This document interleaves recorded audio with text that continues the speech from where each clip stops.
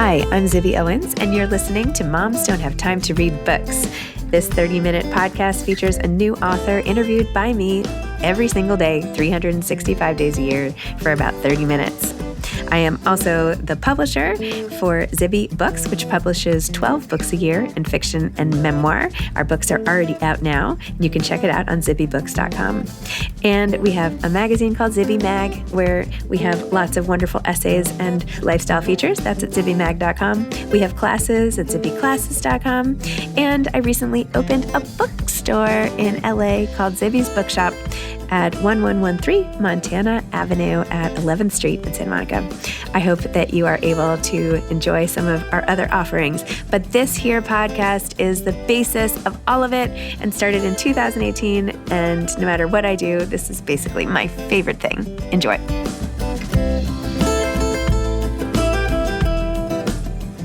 Julia Whelan is the author of Thank You for Listening, a novel. Deemed the Adele of audiobooks by The New Yorker, Julia Whelan is a screenwriter, lifelong actor, and audiobook narrator of over 500 titles. She has won numerous awards, including Audible's Narrator of the Year and the Best Female Narrator, Audie.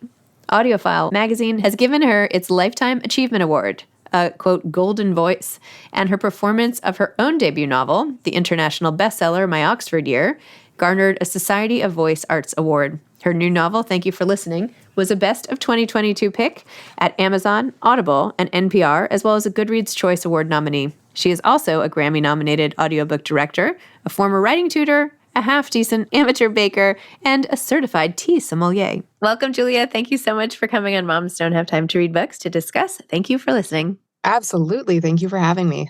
I would hold up the book, but it's next to my bed where I have been reading it as my treat every single night. I'm like, okay, you're excused. You're excused. I should take a picture of it over there. Anyway, congratulations. What a fun, but heartfelt and entertaining. And I mean, it has like all the good things that a book should have, really. Oh, thank you. Yeah, like past traumas and working through things and friendships. And I don't know, it's like the full package, but the sense of humor is really, I think, my favorite. I think it has such a wit to it.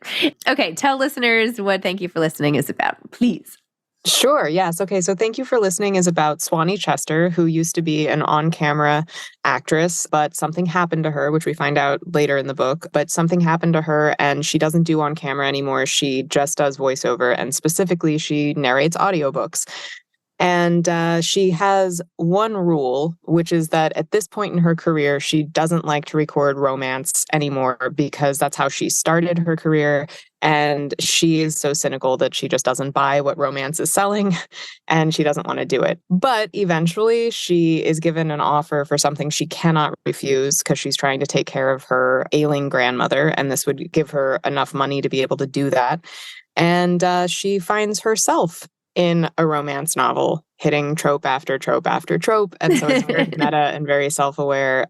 And it's a book about self-acceptance and how to make peace when our life doesn't go the way we thought it was going to go. Amazing.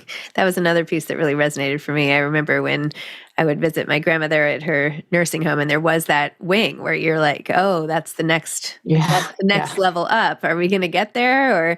And then when you're touring it, you're like, oh, well, no, of course not. But then everyone ages. No, yeah, that wouldn't possibly be for her. No, yeah. But that relationship was that was great. And the dad who's not as into it. Anyway, so that was another piece that I really liked, even though it's sad. Yeah, I think that's the most personal piece to me, probably. I know that, because of I'm an audiobook narrator, that's my day job. And I think that people think that's the autobiographical part, but it's not. Like the ailing grandparent is the autobiographical part. And so that's like where the heart for me is in the book. Oh, which grandparent was it of yours? My dad's dad. So my father died very suddenly, with when I was 27, and I sort of inherited my grandfather and my step-grandmother. And so I was taking care of two 86-year-olds for the last 3 years of their lives. And that's actually when I was recording a fair bit of romance under an alias to pay for that.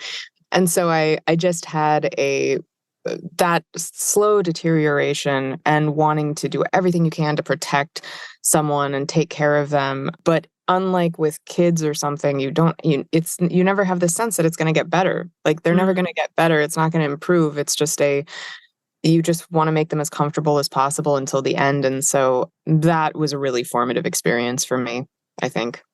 I'm sorry. That is so hard. It's hard. I mean, yeah, but it's hard, and it's also beautiful in a way. Like I know that if my father had been alive, I probably wouldn't have been as involved as I was, and I wouldn't have had that final connection with my grandfather the way that I was able to, at the end when it's like just us. And, there's something beautiful about that too. And being able to be there for someone like that at the end is a privilege in a lot of ways, even though it was like, I try to look back on my late 20s and I'm like, I didn't have late 20s. Like I was just like what most people deal with their parents at like 50 or 60. That's what I was doing at that time. So do you feel like that whole experience made you treat your own health and your own body and life a little bit differently? Yes, I think I wish I could say yes. I'm also like terrible at prioritizing any kind of self-care. But I will say that I think particularly my father's sudden death gave me that message very early on of life is short. And I've definitely taken that for the last 10, 12 years to heart. And I think that's why I'm a little bit pedal to the metal about things. Mm-hmm. So yeah, it's definitely formative. Definitely. Can you talk about how your father passed away? We think, it was as far as we can tell, a heart attack. He was a type 1 diabetic and he was also a firefighter. So there was a lot of mileage on that body. He was really the person who was responsible for my grandparents. And so we just assumed there'd be this sort of like line of care. And then when there's not, and I think that for me to put that into the book, I didn't want to do a completely, point for point retelling of my own life. I don't write memoir for a reason, right? I want to be able to have the flexibility to change what I need to change for the story to work, to make the point that I want to make. But I do think that for all intents and purposes, Henry is pretty absent. Her father and Blah's son is pretty absent. And it's just been like the two of them trying to work this out. So that was my version of it, I guess, my fictional version. Interesting. Yeah. Anyway, it's a rom-com. No, sorry. I know. I need to make sure that people are clear about that. I know.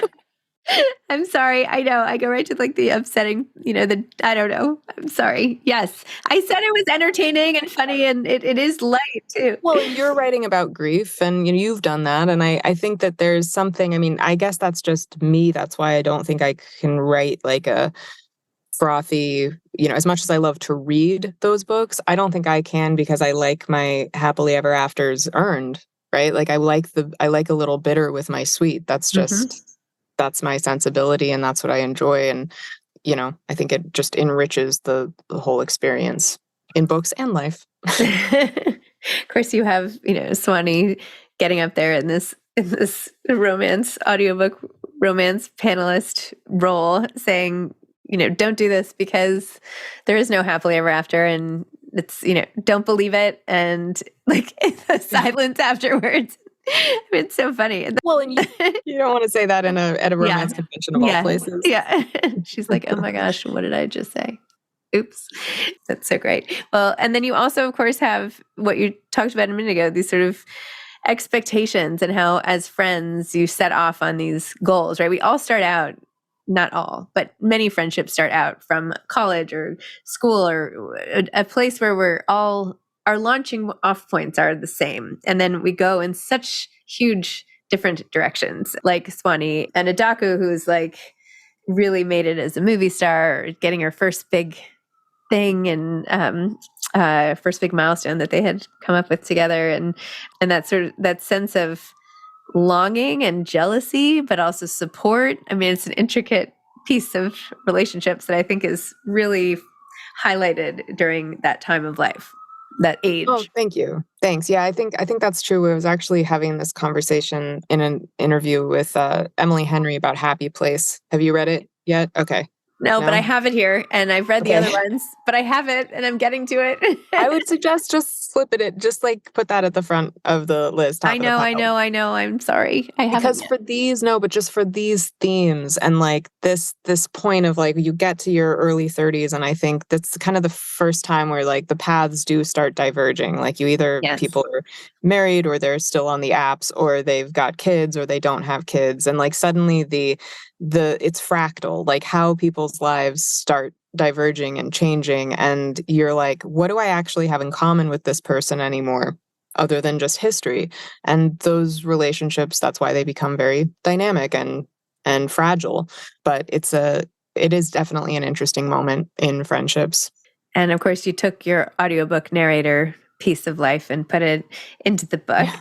There was that funny scene where Swanee's at the bar trying to convince the bartender that yes, she does all the voices in the book, and he's like, "No, really?" Yes. You're so good at dialogue too. I really love that you. But I would get that a lot. I mean, that was one of the things early on that was a question of how much audiobook is too much audiobook in this novel. Like, how much do people need to know about the industry? And I just kind of made a list of things that I get all the time. Like, what are the most common questions, and can I kind of get out in front of it and answer it in some way so that everyone's on the same page when they start reading? And that was one of them. Is I will get still to this day comments of people being like, well, so who else is doing the recording with you? It's like, unless it's a multicast, like unless it's clearly multiple narrators, I'm doing all of it. I'm doing all of the characters. And that's it's hard for people to get their head around. What were the other ones that you wanted to make sure people knew?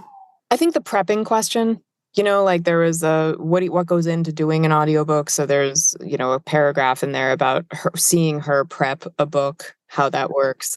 The questions of how you record, I mean, it's for the most part, it's just going into the booth and self-recording and just talking to yourself, except when we get to see them in the studio together, which is rare, but does happen when for duet narration particularly. And yeah, I mean, I think it's the constant just care and attention to your voice, like always being aware of, or her little, when she just tenses up at mispronunciations. Mm-hmm. I mean, just really being totally unfit for any kind of human socializing is the main point. Yes, I loved your mischievous, Yes, mischievous is mischievous, that's like pet peeve. fingernails on a chalkboard for me.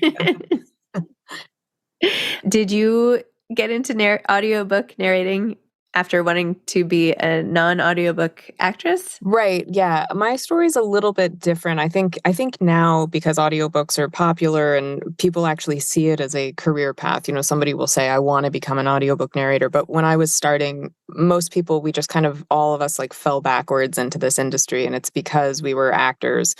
And I had been a child actor and then left the business and went to college and was focusing on creative writing and English, and was graduate and come back and act on camera, but also write screenwriting, but then also prose. And then this just kind of came in to pay the bills. And I remember thinking, if I could do like one audiobook a month, and that would just take some of the pressure off while I'm doing everything else, that would be great. And then within like a couple of years, I was doing 70 books a year, and it was just like my full-time job, and I was leaving no room for writing and everything that I had intended to do. And so a few years ago, I made the concerted effort to get back into writing and start pulling the books that were, sitting in my hard drive, just not collecting digital dust, like started bringing those back out and working on them. So. And tell me what that path was like selling the first book and all of that. Yeah, so the first book, actually, my Oxford year, came out of a screenplay that I had been hired to work on at Sony. And I think the producers got to know my opinions about it and everything that I wanted to bring to the book and the story and what was important to me. And this was actually right after my dad had died. And I was like, there's a whole book here about grief and carrying on and what that looks like. And I want to make sure that, I was always trying to bring that to the screenplay, and there's limitations there and there's only so much room. And one of the producers said, do you think there's a book here? Mm. It's like, oh, no story has ever wanted to be a novel more than this story. This like a book about an English professor at Oxford. Like, Yeah. oh, please let me write this book. So that's how that came about. And they gave me free rein to tell the story that I really wanted to tell, which I will be forever grateful for. So that sold to HarperCollins, but I wrote that book really fast because we were trying to beat the movie. Like the movie was kind of in like pre-production, there was a cast, it was going, and so just trying to do that, trying to be quick on a publishing timeline is impossible. Yeah. But yeah. And then what about this one? So this one was after because I was writing literary fiction. I came out of a literary program, and so I was writing like short story collections, and I had a historical fiction manuscript going for a while, and then I wrote my Oxford year, and it was kind of like sold and marketed as a rom-com, which it's like not, but at the time I don't think we really knew what to call it. So it was sort of like, what's your next book going to be? And I was like, I don't know. This is not the way I think. I don't think in this market, in this genre. But I had been playing around with, again, a screenplay idea set in the audiobook world that was a rom-com. And I just thought, actually, this could be a book. And I think it would be a very bookish book that bookish people would enjoy, a book about books. So yeah, with some reworking and cannibalizing Swanee from another novel that I was working on and folding her into it, just finally was able to bring this idea to fruition after about 10 years of noodling on what a good story set in the audiobook world would look like. So, yeah. Wow. That's so cool. So now is it going to go backwards? Like, will this be a movie or a screenplay? Like, are you adapting this? I don't know. No, I'm not doing anything right now with it. I'm letting it sit there. I'm working on the next thing and just moving forward. I mean, my experience having been, in Hollywood most of my life is like, for me, it's a question of people have to come to you. Like everyone has to think it's their idea for anything to work. That's my sense. So I'm at this point, I don't like to pitch things or go in and try to sell them. I just feel like it's got to happen organically for people to have enough passion about something to carry it through to the finish line, because that's the hardest part. Interesting. I like that. Should I know what you were in as a kid? Am I embarrassed to not know? Oh, no. It was a very popular, for like a very small group of people, but really wonderful, critically acclaimed series called Once and Again. It was on ABC, and I'm still super proud of it. Like you can't even stream it. It's one of those, it's just in that like black hole, like late 90s, early 2000s, where like those shows just aren't anywhere yet. But recently someone sent me like one of the episodes that was up on YouTube, and I was like, it's so good. It is objectively, and it holds up, and it's just, we had a great cast and fantastic writers. It was the guys who'd done 30 something in My So-Called Life, and it was just like, it's a really good show. But it ruined me for all other shows. Like I was like, if I'm not getting to do this writing on a weekly basis, I don't want to do it. So that's awesome. I'm going to look it up. Maybe I watched it and my brain doesn't work properly anymore. So I feel like all show knowledge has like seeped out of one of my ears or something.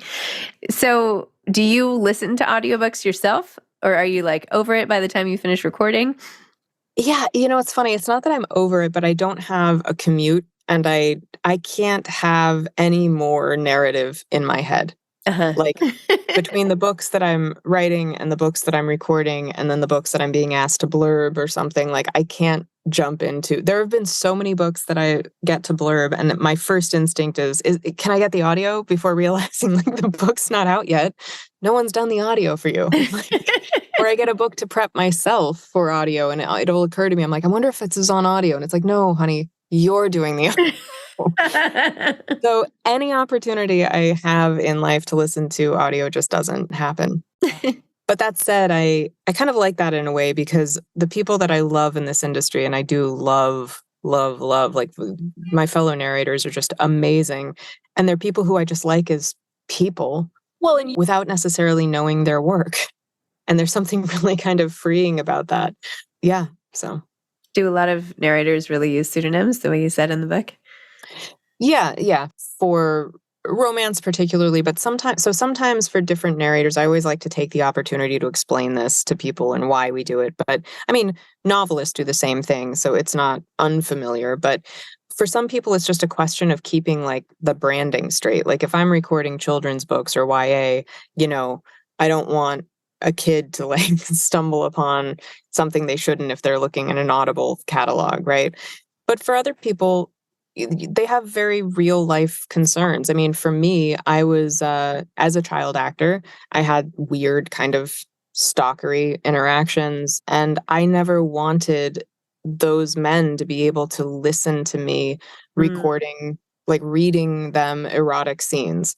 That felt like a huge invasion of privacy. I didn't want that. Other people have, contentious custody issues or something, and they don't want to give the ex-husband a reason to be able to say, she's unfit in some way, even though it's a job and it's romance and there's nothing shameful about it, but this is the society we're in. So I always tell people, fans, like, we all appreciate when you hear somebody's voice and you love it and you want to help other fans find that person by saying, did you know they also record under these names? But you can't do it. Don't do it publicly.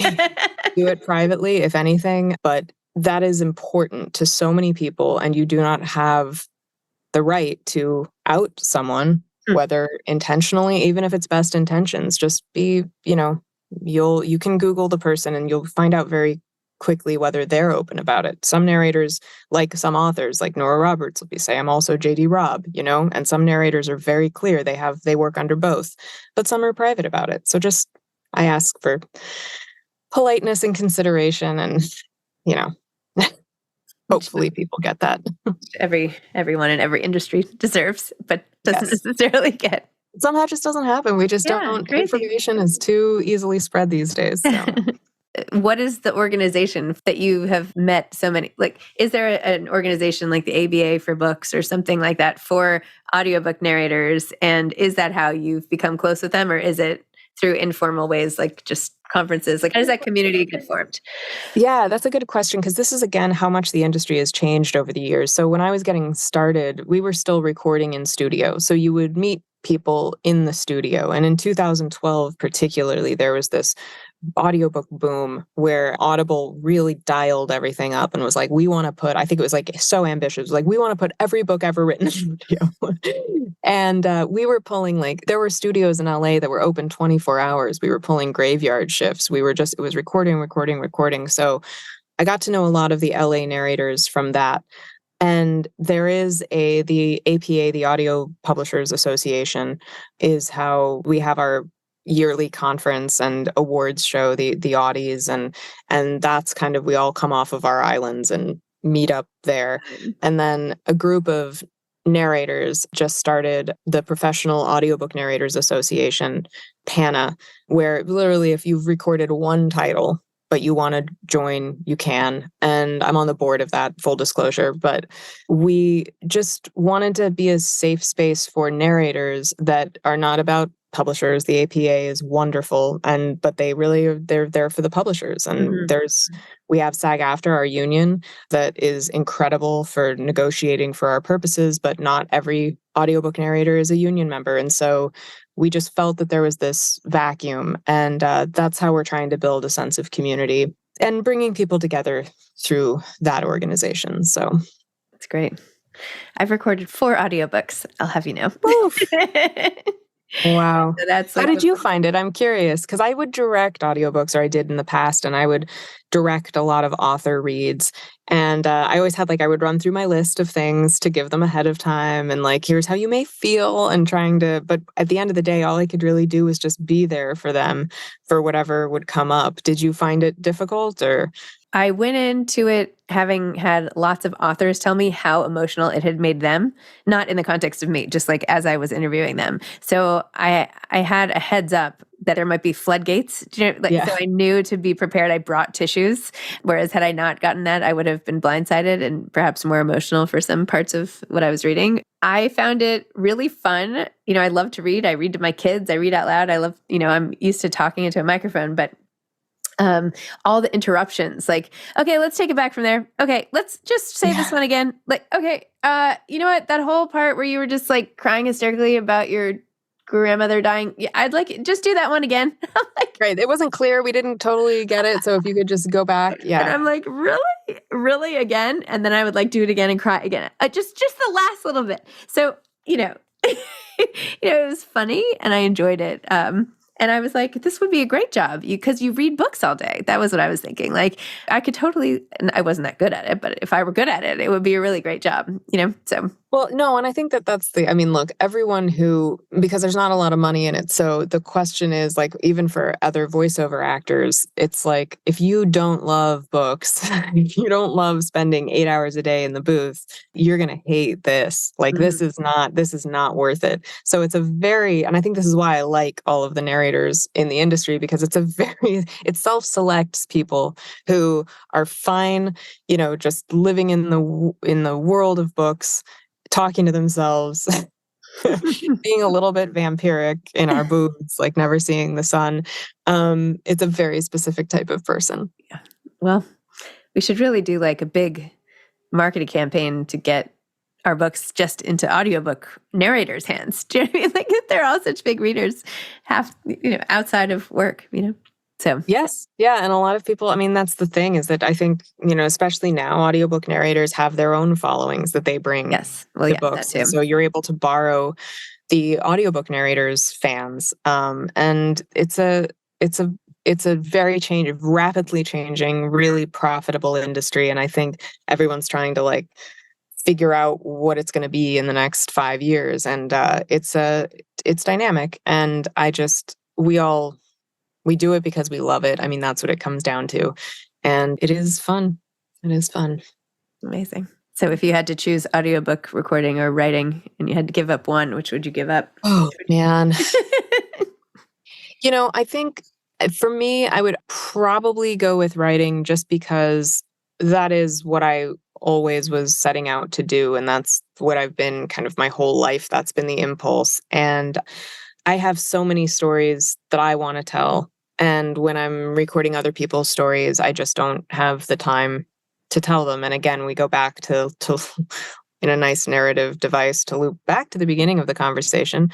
But that life is too short thing, is always hanging over me. And I've recorded over 500 books in my career, and I love it. And I love what it's given me, and the relationships it's given me, and the authors that I have become close with as a result. And I love it, but I don't think at the end of my life I would look back and say, I really wish I'd done another audiobook, where I will absolutely say, I really wish I could have written another novel.